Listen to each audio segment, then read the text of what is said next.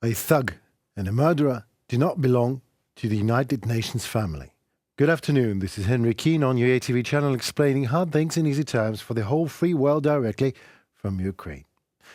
And the plan of Ukraine was there and is simple now. We are planning to call for Russia to be removed as a permanent member of the United Nations Security Council. Life is a living hell for the people of Ukraine, UN Secretary General Antonio Guterres once told the Council, which has held more than 40 debates on the conflict since Russia's full-scale invasion 1 year ago.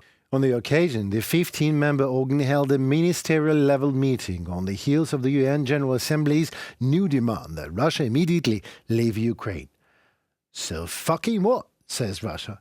Go on, the United Nations, debate more, while we will continue buying drones from China and ballistic missiles from Iran, while selling our Russian oil to you, dear world, to the US, UK, Europe. We just put a different country of origin in your international standard paperwork and, oops, the war is magically over. Nothing personal, just business.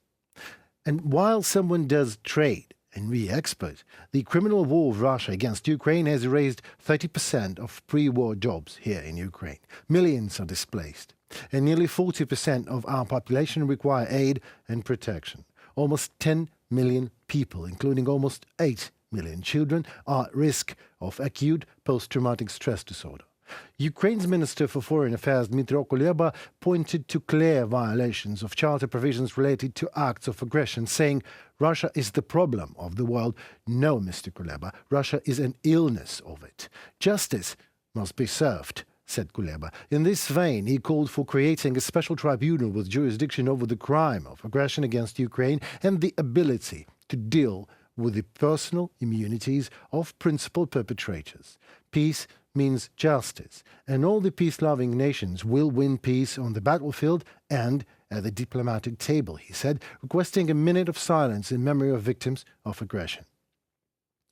In case you were trying to find out any easy term for why United Nations is so slow of removing Russia, a thug and a terrorist, illegally occupying the Soviet Union's place in the Council, out of the diplomatic table, I have an explanation. Because people are cowards.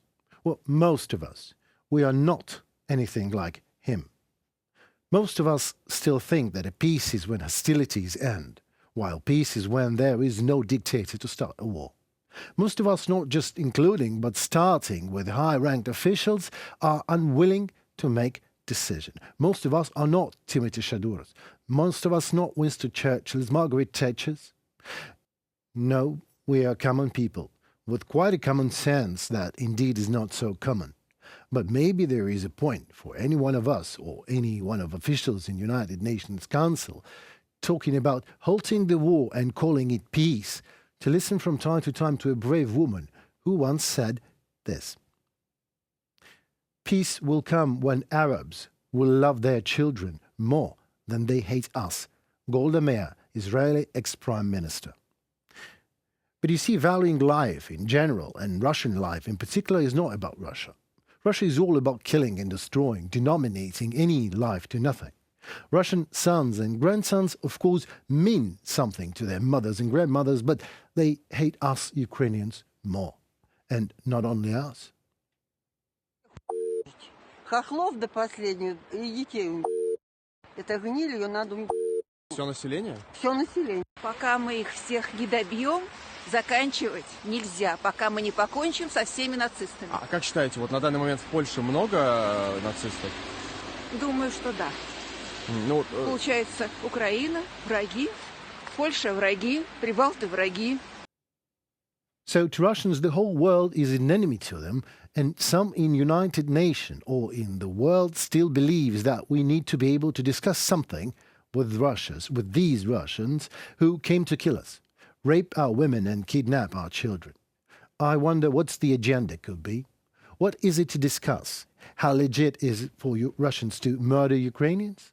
I wonder, would any one of you start a negotiation process that would take place literally on your wife's grave, on the grave of your 10-year-old child, or your relative torn apart by Russian shrapnel? Would you ask them what exactly? The only legit question today is how fast shall Russia take their troops off our land. And second question that comes immediately after, how to make it never happen again. Maybe that is why United Nations Secretary General Antonio Guterres arrived for a visit to Kyiv today. Guterres only announced his brief visit to Kyiv after arriving earlier Tuesday in neighboring Poland. He was expected to be in Ukraine for only about a day before returning to UN headquarters in New York. And Mr. Guterres' visit's aim is obvious. He's hoping to shore up the grain deal between us and Russia, so Ukraine can go back to feeding the whole world. But sarcasm aside, that is of great importance, of course, since no deal means famine to the poorest countries of the world. And the agreement negotiated and implemented by the UN and Turkey must be renewed by March 18th, that is, in 10 days. But there is concern Russia may decline to keep it going. I think there should be no concern, since Russia is a legit UN Council member and would never ever endanger the world with nuclear fire, famine or war in the middle of Europe, right? Yes, back to sarcasm, but let us hope that UN's general official visit will end up in two things: feeding the world and kicking the thug who started this criminal war that can cause a global disaster out of the international diplomatic table. Destroying civilian infrastructure just doesn't work. It never worked, actually. You can learn it if you go back in time and deeper into the history of war, but Putin does not go back in history of war to find out what works or what doesn't. Putin only cares for what he thinks is a great idea. That is why the delusional maniac invaded Ukraine. That is why Bucha, that is why Borodyanka, that is why he was bombing and shelling Ukrainian civilians, while in the same very time trying to convince the whole world that he is liberating us from us. Russia's losses on the battlefield have prompted it to attack Ukrainian's nation. Since October 10th, it has launched more than 200 cruise missiles and kamikaze drones at a crucial element of Ukraine's civilian infrastructure, the electrical power grid. And whereas Russia's invasion has been badly planned, poorly executed and bereft of clear goals, its effort to turn off Ukraine's lights appeared somewhat competent and maybe even effective back then. I believe that some professionals from the energy sector of the Russian Federation helped their military. They carefully selected targets. They did this in a very methodological way. Dmytro Sakharuk, executive director of DTEK, Ukraine's largest private power company. Russia's primary targets have been the electrical substations that link different parts of Ukraine's grid together. Some have been hit with as many as 10 missiles. The aim was to chop the system into pieces so that power cannot be moved between different regions of the country to balance the load. In serious cases, this can even lead to much of the grid having to be shut down completely. A second set of targets was the country's power plants themselves. Those are bigger and harder to knock out things, but at least 30% of country's power capacity had been damaged, according to Ukrenergo, the national grid operator.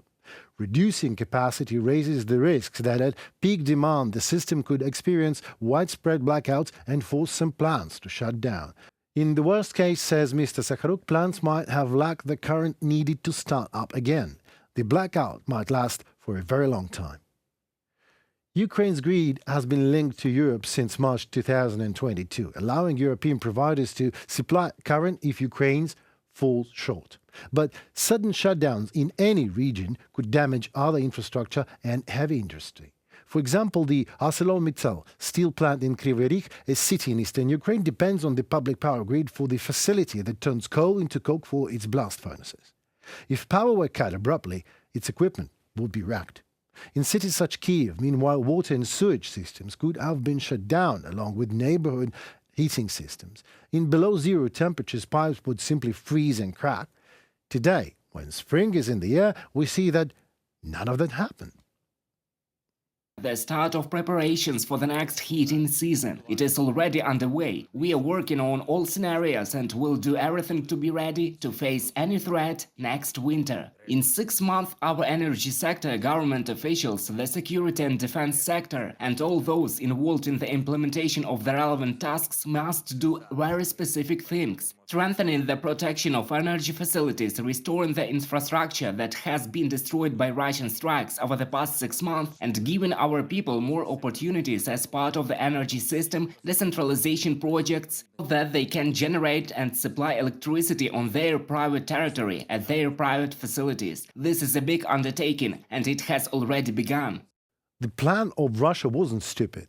It was absolutely inhumane and barbaric, but that's Russia. Being inhumane and barbaric is their national idea. So why didn't work? The answer is the same as to why didn't we lay down and die when Putin invaded. Because of Ukrainians. Because of our people.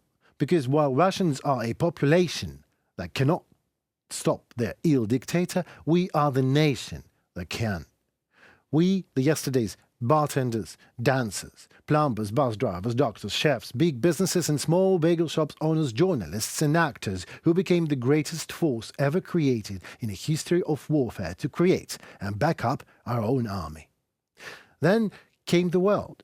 And our partners gave us the help in this world, but at first we were fighting without it, alone. And I remember coming home late at night, walking through the city that is grim, dark, and your home is empty and grim and dark and cold, and you can't even make yourself a cup of tea, and that lasts for months. With the short interruptions of power back-ons that allows your home to get at least somewhat warmer, but nevertheless, no matter what, you don't leave the country. You just do your thing. You try to spend less power. You find a way to buy yourself a battery or generator. You use safe points that your government has prepared for you. And you have that feeling in your heart that you are not alone. And you and Ukraine are at the right side. Well, the history teaches us many things. And one of them is that being on the right side does not necessarily mean that you will win. But take a look at Russia with its second in the world army, shelling civilian infrastructure in the deep of winter. And take a look at us, small country fighting for our own very lives and freedom, and understand that being on the right side certainly helps. And if you still want that hard thing on how we survived, let alone how we're going to win, to be explained in any easy terms, please let me and Mahatma Gandhi help you with an answer. First, they ignore you, then they laugh at you, then they fight you. Then you win. Mahatma Gandhi. There is one more simple term to explain quite hard cultural deviances. It's called cringe. The cringe in our case, the cringe. Guess who is in Russia not only murdering Ukrainians, but is also fighting for a comfortable and clean urban environment in Russia, and at the same time citing as an example the Ukrainian cities destroyed by himself.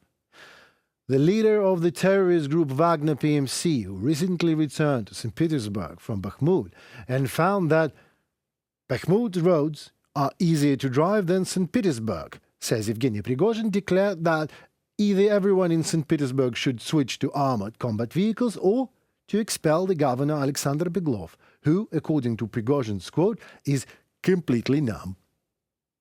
Do we not have a single official in St. Petersburg who has not stolen enough, who has not proved himself corrupted? Just a shame. It is painful to see that the people tolerate the governor who is completely out of his mind. Any janitor will do better than him. He was imposed to us, and we have been sitting and enduring this outrage for the almost 4 years. Evgeny Prigozhin, Wagner Group founder.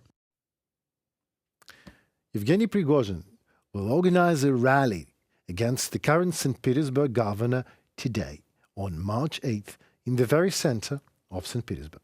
It should be specifically noted that Alexander Beglov and Vladimir Putin are good old acquaintances, and it was because of friendship with Putin that Beglov sprung to the rank of governor. So wrapping up this hard Russian genealogy thing in easy terms, Beglov is Putin. The executive director of the Ukrainian Institute for Future, Vadim Denisenko, wrote that Prigozhin's hysteria is a good sign for Ukraine because until now there was no one in Russia before who could bring people to streets. This way or the other, one thing obvious, Prigozhin goes all in. Now there are two main questions: how many people he will be able to walk out on the streets, and whether the Russian police will be traditionally cruel. If Prigozhin succeeds in Petersburg, he will be able to scale the project to other regions. Vadim Denisenko, Executive Director of the Ukrainian Institute for the Future. It has already been repeatedly confirmed that there is a protracted conflict between Prigozhin and the leadership of the Ministry of Defense of the Russian Federation, meaning Sergei Shoigu. Because of constant losses and failure to control the situation in Bakhmut, the Kremlin wants to dump Prigozhin, and he, of course, understands it clearly. But he is not going to give it up without a fight, and this rally today, on International Women's Day, is that fight. Today's rally is the worst thing the Kremlin can imagine, and a mass rally is a literally disaster for it. If Prigozhin wants to continue his own private game, he should bring at least 10,000–15,000 out on the streets. And then the Russian police can really get scared, maybe. Well, what can I say but to adding more cringe to it? Western intelligence estimates Russia's losses in the dead and wounded in the battles of the city of Bakhmut in recent months at 20–30,000 mercenaries of the Wagner private military company. So, happy International Mother's Day, Russian wives. But one more thing to explain. This is how a nation reacts when its government does something that people consider outrageous.